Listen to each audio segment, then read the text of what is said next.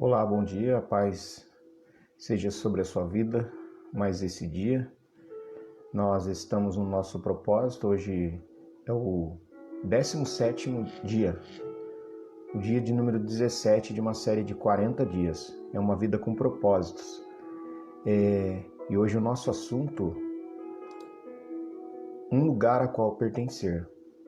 Efésios capítulo 2, versículo 19. A gente vai ter como texto base e 1 Timóteo 3:15. Vamos fazer uma oração?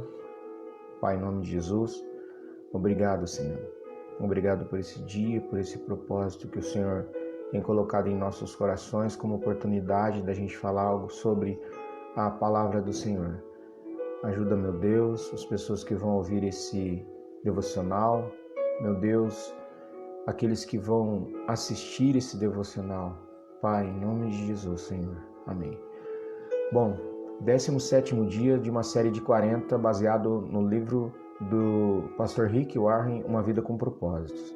Efésios 2:19. Agora vocês são membros da própria família de Deus e cidadãos do país de Deus e pertencem à casa de Deus como todos os outros cristãos. Um lugar a qual pertencer. A família de Deus é a igreja do Deus vivo, coluna e fundamento da verdade. Você é chamado para participar, não somente para crer. Mesmo no mais perfeito e imaculado ambiente do Éden, Deus disse: não é bom que o homem esteja só.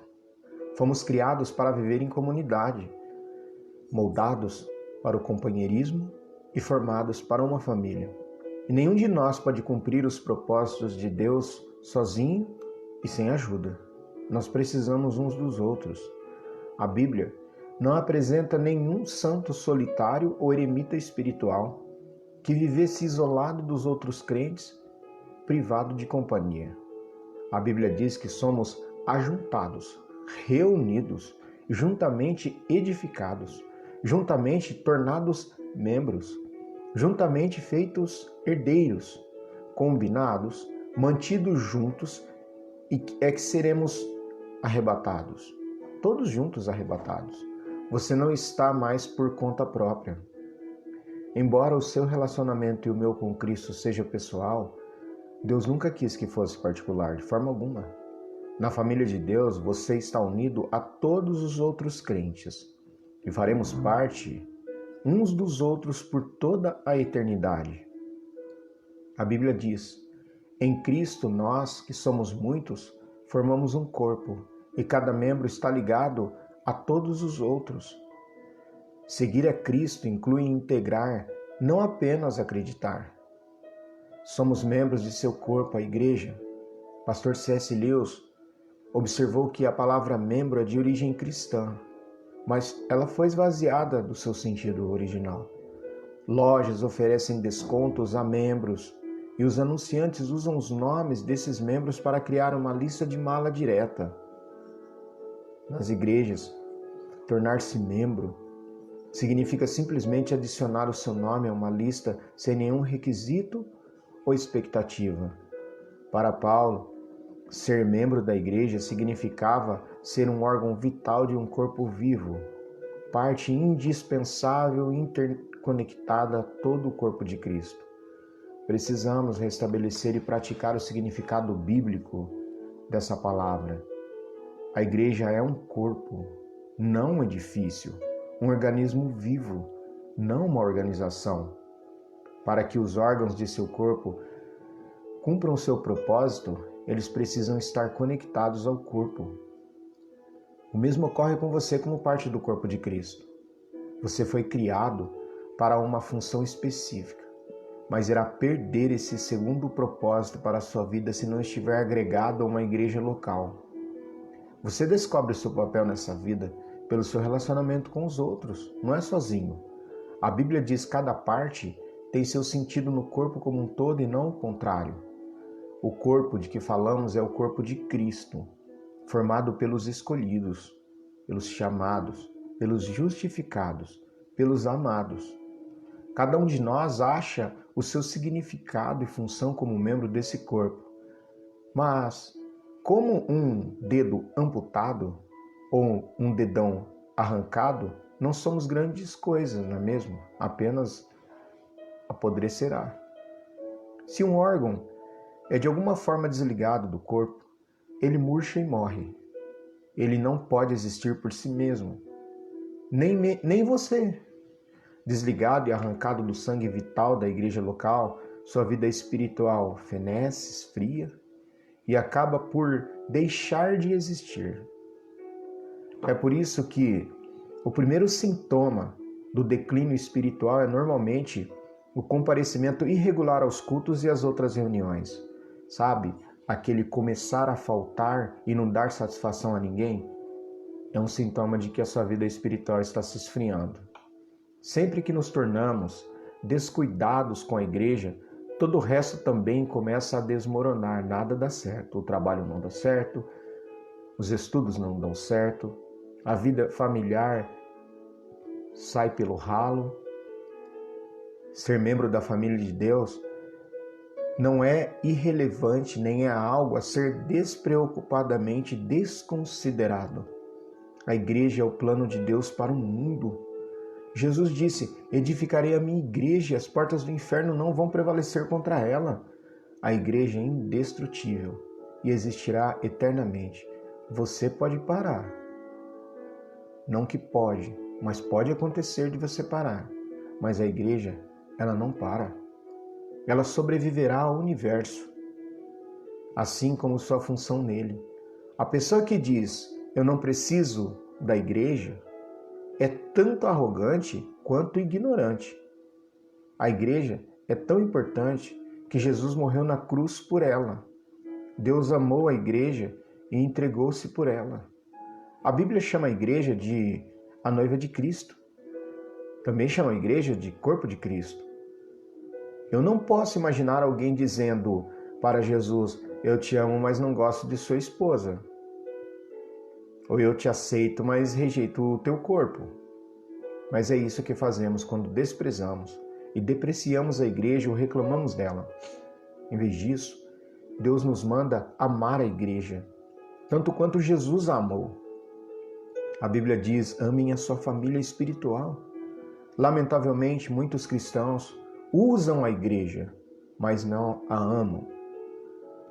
Sua comunidade local, salvo em poucas e importantes exceções, como quando alude a todos os crentes ao longo da história, quase todas as vezes que a palavra igreja é utilizada na Bíblia, ela se refere a uma congregação visível e local. O Novo Testamento parte do princípio de que o membro pertence à congregação local. Os únicos cristãos que não pertenciam a grupos locais eram aqueles sob a disciplina da igreja, os quais eram removidos de entre a irmandade por causa de pecados públicos flagrantes. A Bíblia diz que o cristão sem igreja é como o órgão sem o corpo, a ovelha sem o rebanho ou a criança sem a família. É uma situação anormal. A Bíblia diz: e pertencem à casa de Deus como todos os outros cristãos. Os valores de hoje, que advogam a independência e o individualismo, criaram muitos órfãos espirituais, o crente coelho, que fica saltando de uma igreja para outra sem filiação, sem responsabilidade e sem compromisso. Muitos creem que é possível ser um bom cristão, sem estar unido ou mesmo frequentar uma igreja local, mas saiba você que Deus discorda veementemente dessa sua ideia. A Bíblia oferece muitas razões irrefutáveis para sermos ativos e comprometidos em uma comunidade local. Por que você precisa da família eclesiástica? Ou, em outras palavras, por que você e eu nós precisamos da família que é a igreja? A família eclesiástica, que é a igreja, o edifica como um crente autêntico. Não posso afirmar que sou um seguidor de Cristo se não sou comprometido com um grupo específico de seus discípulos. Jesus disse: o amor de vocês uns pelos outros há de provar ao mundo que vocês são os meus discípulos. João capítulo 13 e versículo de número 35. Quando em amor reunimos-nos como uma família na igreja, com diferentes formações, raças, status social, nós levamos ao mundo um poderoso testemunho. Você não é o corpo de Cristo isoladamente. Você precisa de outros para expressar essa condição. Juntos e não separados, somos seu corpo. A família eclesiástica, a família igreja, o retira do isolamento egoísta. A igreja local é a sala de aula onde você aprenderá a se relacionar com a família de Deus. É o laboratório para a prática do altruísmo e do amor compassivo. Como membro ativo, você aprende a se interessar pelas outras pessoas e a partilhar suas experiências. É isso que a igreja faz. Se uma parte do corpo sofre, as demais partes sofrem com ela.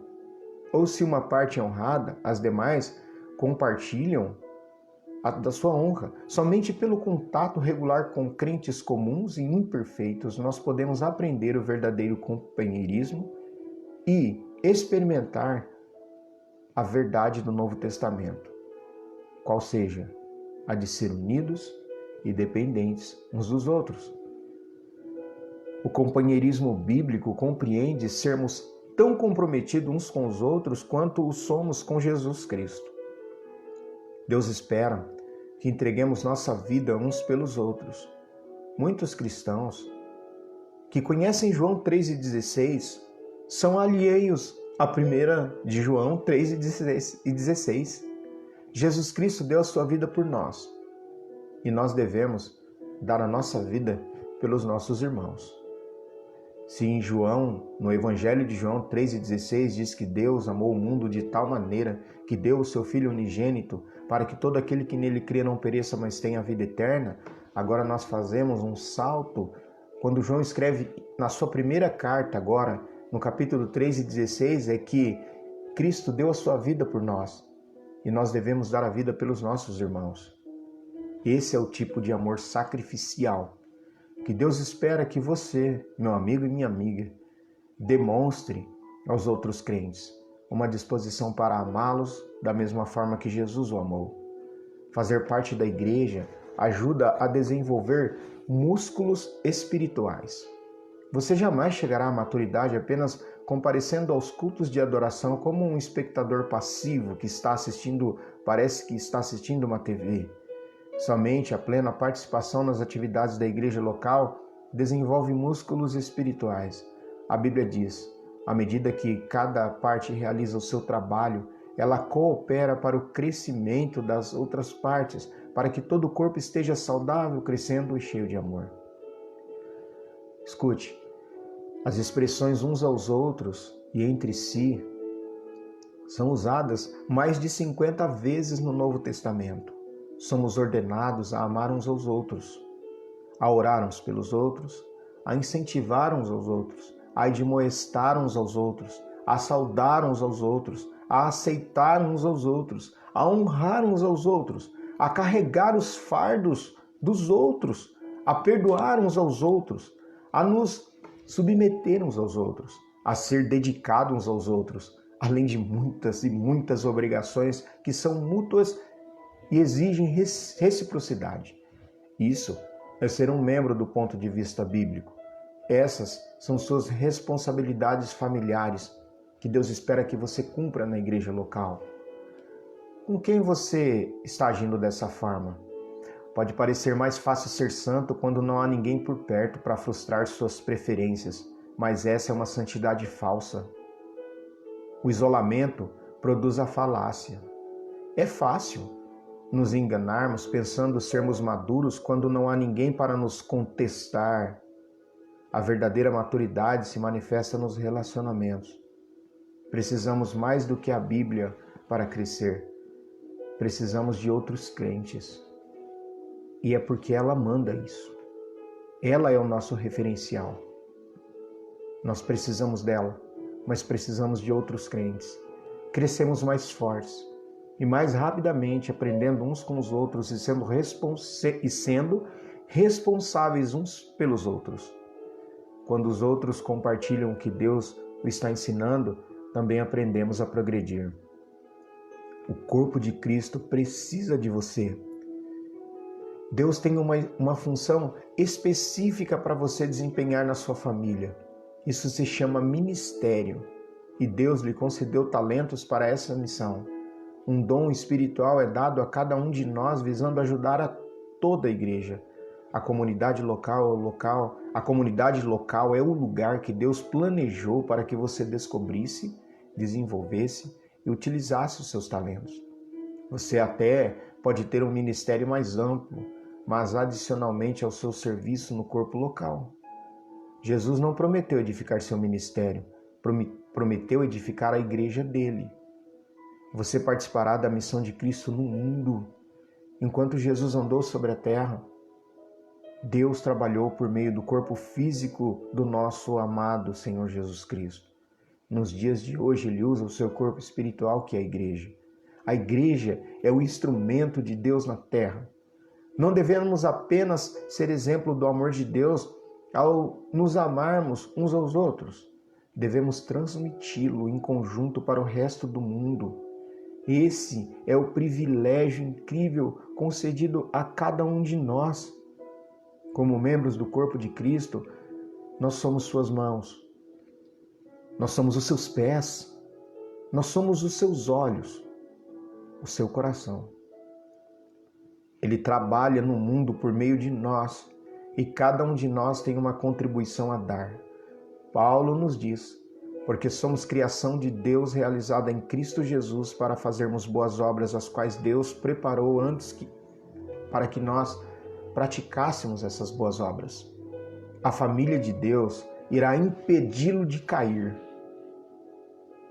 Nenhum de nós está imune à tentação. Nas circunstâncias apropriadas, você e eu somos capazes de qualquer pecado. Deus sabe disso. Então, Ele nos atribuiu individualmente a responsabilidade de mantermos uns aos outros no caminho certo. A Bíblia diz, encorajem-se uns aos outros todos os dias, de modo que nenhum de vocês seja endurecido pelo engano do pecado. Não é de sua conta, não é uma frase cristã. Dizer, não é da sua conta minha vida, não é uma frase cristã. É uma frase ególatra. Somos chamados e ordenados a nos envolver na vida uns dos outros.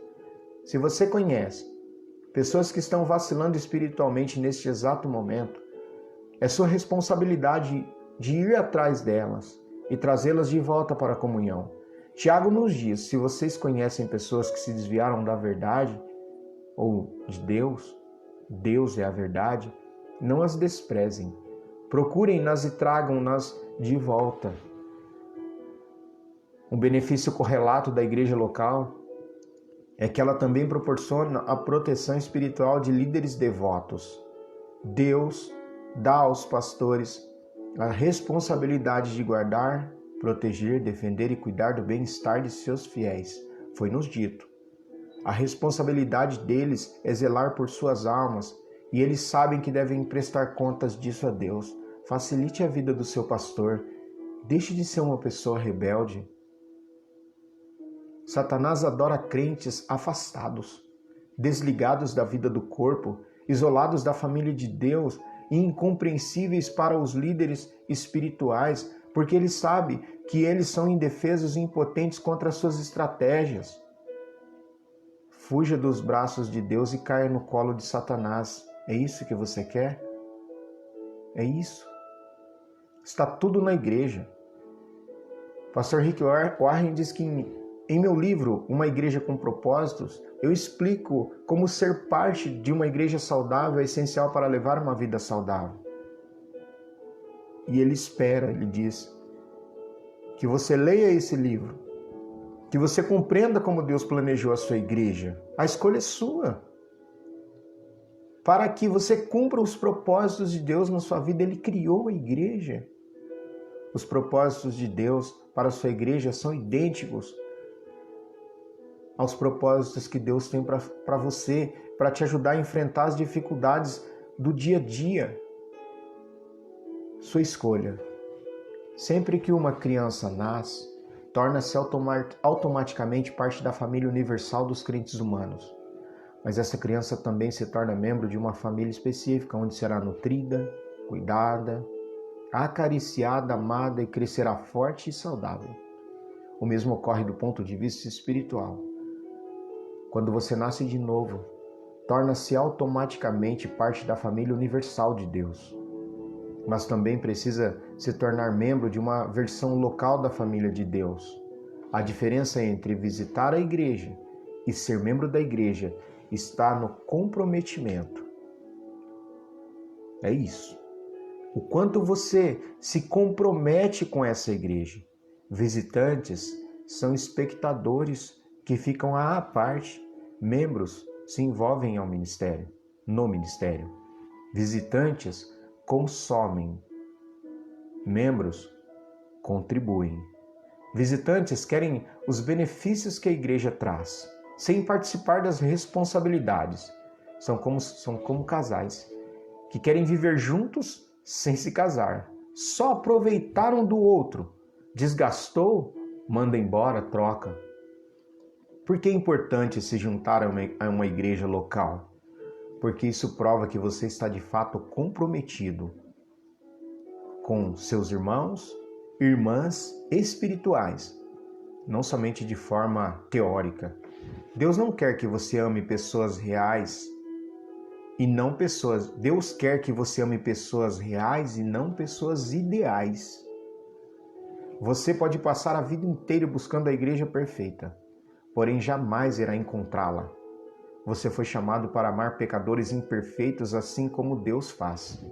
Em Atos dos Apóstolos, os cristãos de Jerusalém eram bem específicos em seus compromissos uns com os outros. Eles eram dedicados à comunidade. A Bíblia diz que eles se dedicavam ao ensino dos apóstolos, à comunhão, ao partir do pão e às orações. Hoje Deus espera que você se comprometa com as mesmas coisas. A vida cristã é mais do que apenas um compromisso com Cristo. Ela inclui compromisso com os outros cristãos. Os cristãos da Macedônia compreenderam isso. Paulo disse: primeiro eles deram a si mesmos ao Senhor e depois, pela vontade de Deus, se deram a nós também. Tornar-se membro de uma igreja local é o passo que vem naturalmente a seguir. Uma vez que você tenha se tornado um filho de Deus, é natural. Você se torna cristão ao se comprometer com Cristo, mas se torna membro de uma igreja ao se comprometer com um grupo específico de crentes. A primeira decisão traz a salvação, de você se comprometer com Cristo. E a segunda, de você se comprometer com os outros cristãos, traz comunhão. Nesse 17º dia, nós vamos pensar sobre o nosso propósito. Um tema para reflexão. Sou chamado para participar, não apenas para crer. Um versículo para memorizar, Romanos 12:5. Assim também em Cristo, nós que somos muitos, formamos um corpo e cada membro está ligado a todos os outros. Uma pergunta para meditar. Meu nível de envolvimento em minha igreja local demonstra que amo e estou comprometido com a família de Deus? Responda para si mesmo nesse dia. Fico por aqui. Mais um dia. Agradeço a Deus por ter tido a oportunidade de contribuir para o seu reino. Para quem quiser assistir, se você assistir e gostar, compartilhe. Esse é o nosso 17º dia. Se Deus quiser, estaremos aqui no 18º, quando a gente vai falar sobre ter uma vida em comum. Deus abençoe, que você tenha um excelente momento devocional, que você coloque isso em prática e eu também, e sejamos abençoados. Até a próxima, se o Senhor assim permitir.